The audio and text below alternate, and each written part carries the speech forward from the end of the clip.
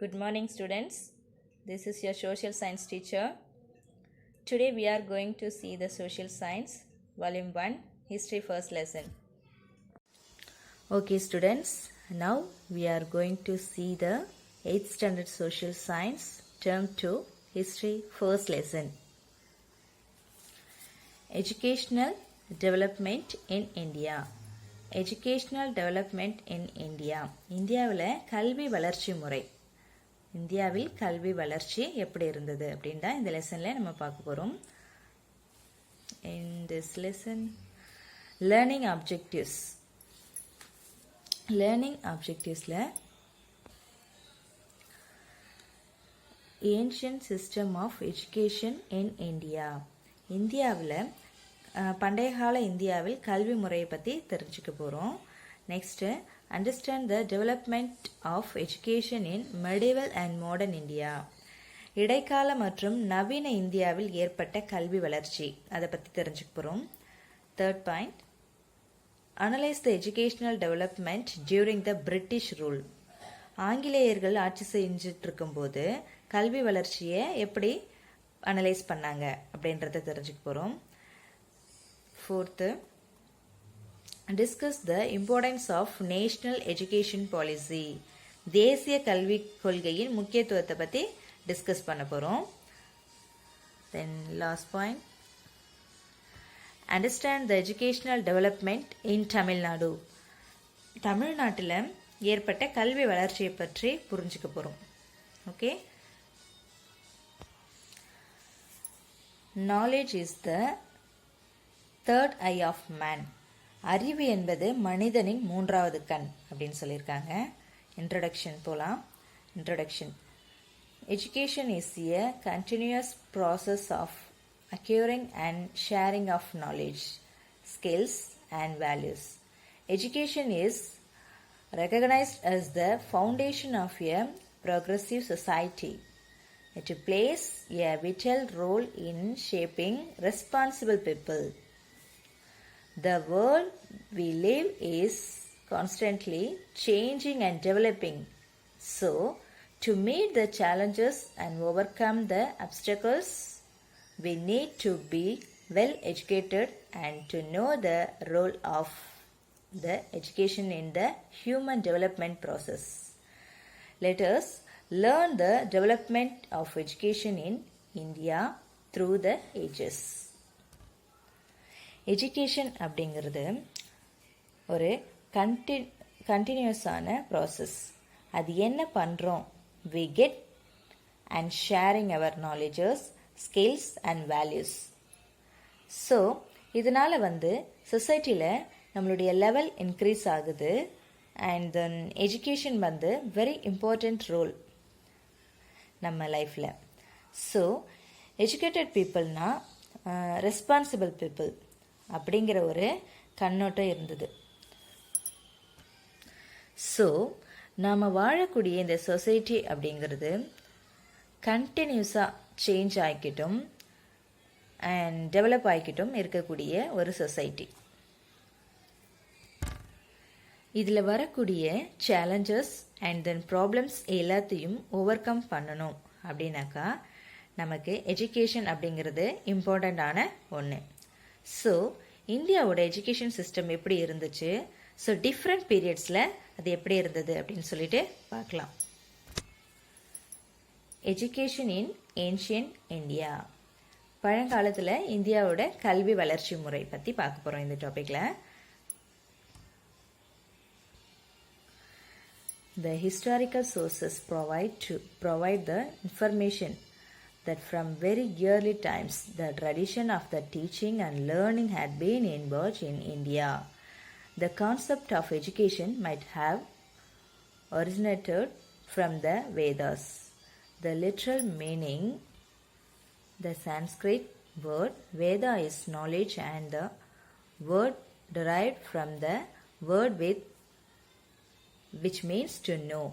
Our ancient education system evolved over many centuries and focused on the holistic development of the individual by taking care of both the innate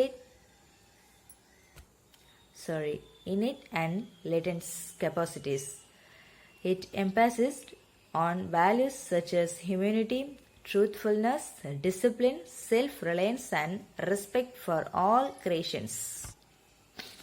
பண்டைய காலத்திலே பாரம்பரியமான கற்றல் கற்பித்தல் முறை இருந்தது.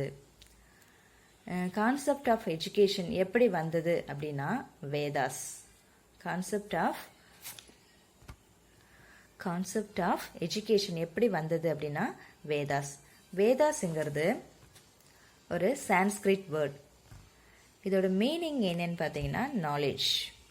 இதோட மீனிங் நாலேஜ். வேதா என்ற சொல் வித் இந்த வேர்ட்ல இருந்து தான் பெறப்பட்டது.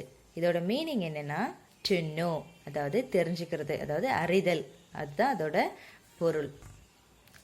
ஸோ நமது பண்டைய கால கல்வி முறை வந்துட்டு பல நூற்றாண்டுகளுக்கு முன்னாடி இருந்தே இதை ஃபாலோ பண்ணியிருக்காங்க.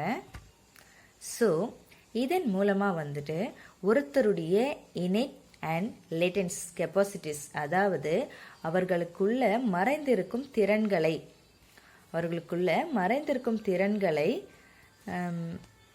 எல்லாம் வெளிக்கொணர நமக்கு இது இந்த எஜுகேஷன் சிஸ்டம் உதவியாக இருந்தது.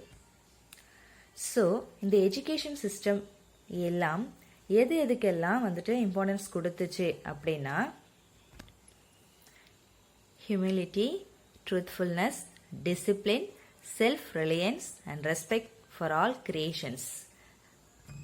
அப்படின்னா பணிவு, உண்மை, ஒழுக்கம், சுயச்சார்பு மற்றும் நம்மளுடைய தனிப்பட்ட படைப்புகள், இது எல்லாத்துக்குமே ரொம்ப ரெஸ்பெக்டாக கொடுத்தது இந்த எஜுகேஷன் சிஸ்டம். ஸோ இந்த எஜுகேஷன் சிஸ்டம் மூலமாக இந்த எல்லாத்தையும் நம்ம வளர்த்துக்கலாம். Next topic, sources of learning, கற்றலுக்கான ஆதாரங்கள். சோர்சஸ் ஆஃப் லேர்னிங், கற்றலுக்கான ஆதாரங்கள். You must have heard the names of Panini, Aryabhatta,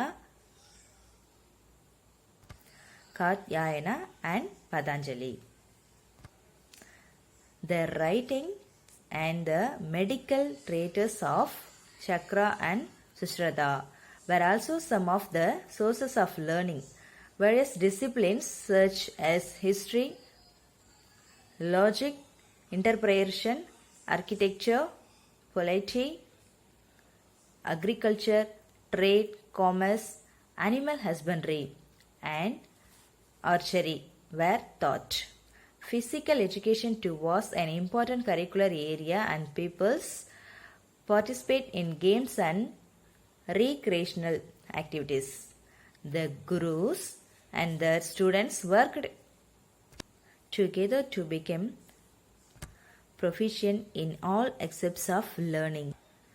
பாருங்க, இவங்க எல்லாம் நம்மளுடைய ஃபேமஸ் ரைட்டர்ஸ், நம்ம தெரிஞ்சிருக்க வேண்டிய ஃபேமஸ் ரைட்டர்ஸ் இவங்கெல்லாம். இவங்க நேம் சொல்கிறேன், திரும்ப கவனிங்க. பாணினி, ஆரியபட்டா, கத்யாயனா மற்றும் பதஞ்சலி, இவங்கெல்லாம் ஃபேமஸ் ரைட்டர்ஸ்.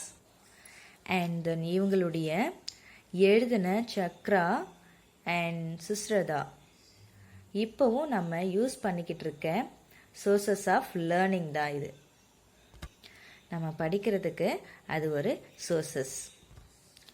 அடுத்தது என்னென்ன துறைகள் எல்லாம் நமக்கு சொல்லி கொடுத்துருக்காங்க அந்த காலகட்டத்தில் அப்படின்னு பார்த்தீங்கன்னா ஹிஸ்ட்ரி.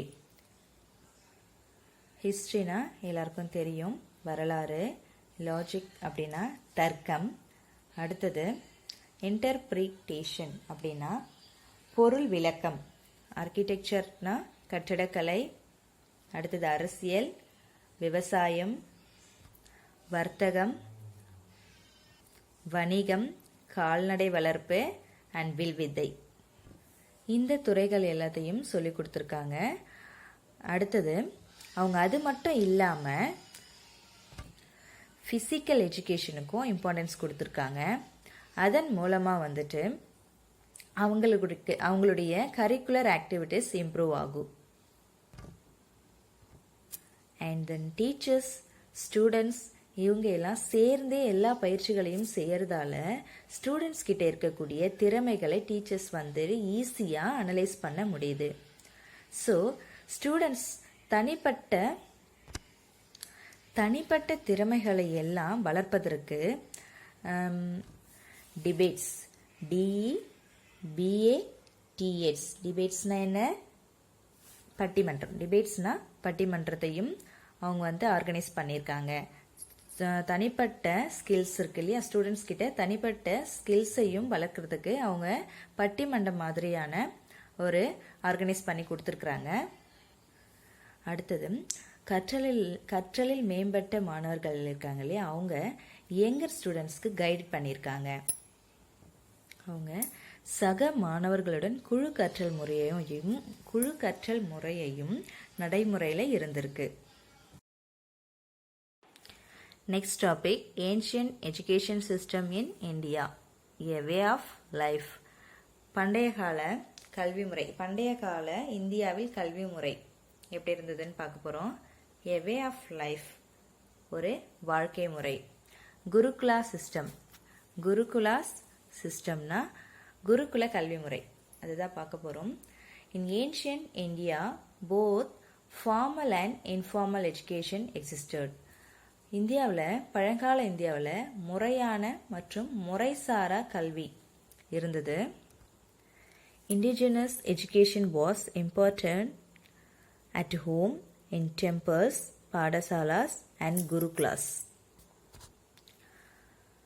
எஜுகேஷனுக்கு ரொம்பவே இம்பார்ட்டன்ஸ் கொடுத்ததால எந்தெந்த பிளேஸில் எல்லாம் சொல்லி கொடுத்துருக்காங்க அப்படின்னா, டெம்பிள்ஸ், பாடசாலாஸ் அண்ட் குருகுலாஸ், அங்கே எல்லாம் சொல்லி கொடுத்துருக்காங்க. There were people in homes, villages and temples who guided young children in imbibing pure ways of life. கிராமத்தில் இருக்கிறவங்க என்ன பண்ணாங்க அப்படின்னா, சின்ன குழந்தைகளுக்கு எப்படியெல்லாம் வாழணும், வாழக்கூடிய வழிமுறைகள் எல்லாம் சொல்லி கொடுத்துருக்காங்க. அதாவது பக்தியுடனும் நேர்மையாகவும் வாழணும் அப்படின்ற நெறிமுறைகள் எல்லாம் சொல்லி கொடுத்துருக்காங்க. Temples played a vital role in imparting education and served the centers of learning.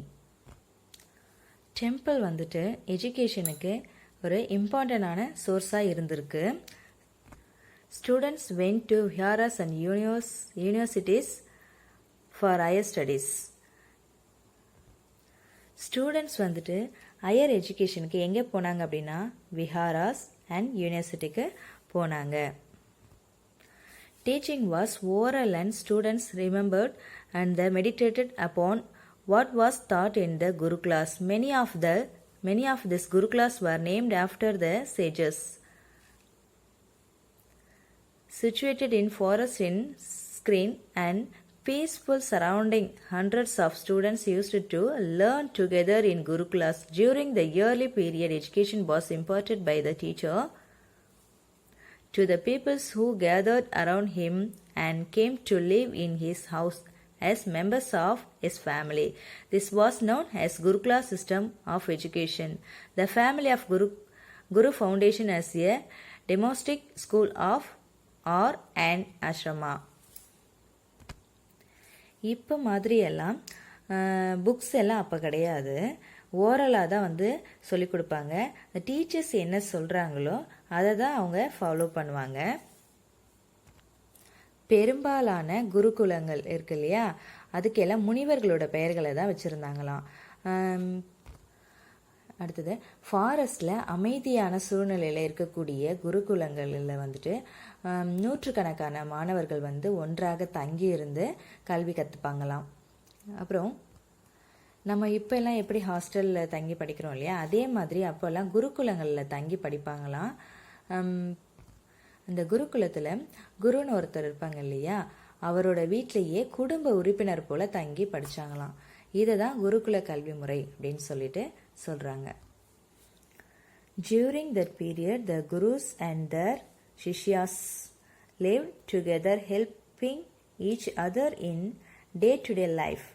The main objective was have complete learning, leading a disciplined life and realizing one's inner potentials.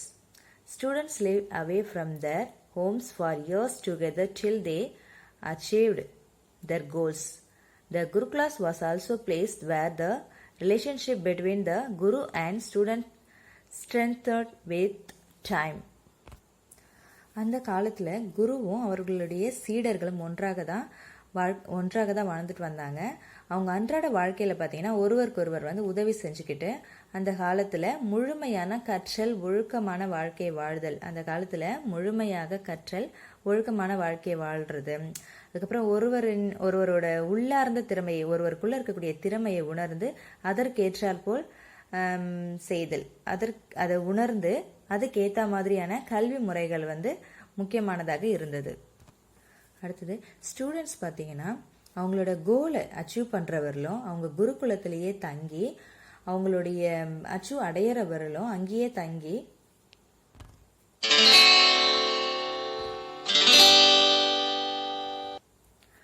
அவங்களோட அச்சீவ்மெண்ட் அங்கேயே அடையிறவர்களும் அங்கேயே தங்கி குருவுக்கும் மாணவர்களுக்கும் இடையேயான ஒரு உறவு முறை வந்து ரொம்ப ஸ்ட்ராங்காக இருந்தது அப்படின்னு சொல்லியிருக்காங்க. Okay students, are you understand? Okay, we will see the next class. Thank you. Read this lesson. Okay.